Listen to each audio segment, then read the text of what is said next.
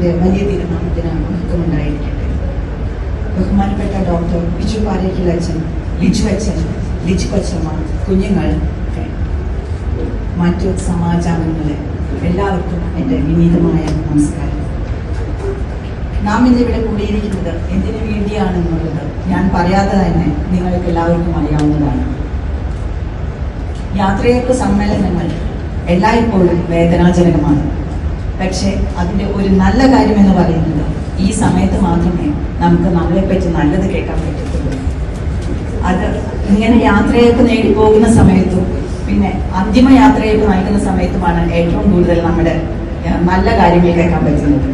അന്തിമ യാത്രയയപ്പിൽ നാം ഓരോരുത്തരും ഇത് കേൾക്കുവാൻ ഇടയില്ല. അതുകൊണ്ട് ഇങ്ങനെയുള്ള സമയം ഏറ്റവും നല്ലതാണെന്ന് ഞാൻ കരുതുന്നു.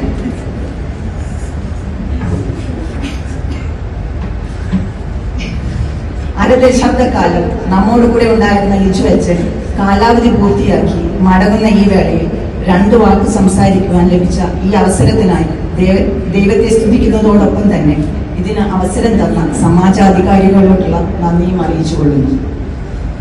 എൻ്റെ ഓർമ്മ ശരിയാണെങ്കിൽ സമാജത്തിന്റെ വനിതാ ദിന ആഘോഷമായിരുന്നു ലിജു അച്ഛൻ ആദ്യമായി കുവൈറ്റിൽ വന്നിട്ട് പങ്കെടുത്ത ഒരു പൊതുപരിപാടി 2019.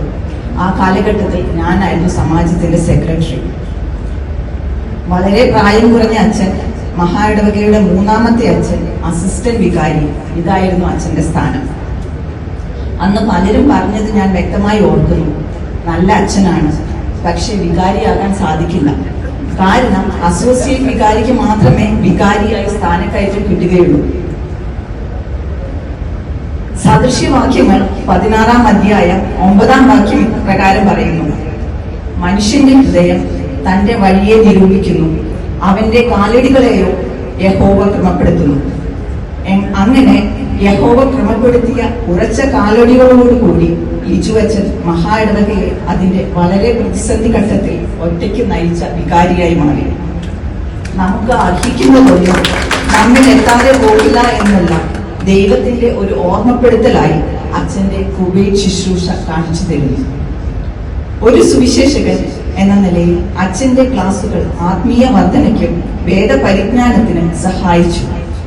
സമാജത്തിന്റെ പരീക്ഷയോടനുബന്ധിച്ച് അച്ഛൻ നടത്തിയ ക്ലാസുകൾ സമാജാംഗങ്ങൾക്ക് വളരെ പ്രയോജനമുള്ളതായി തീർന്നു.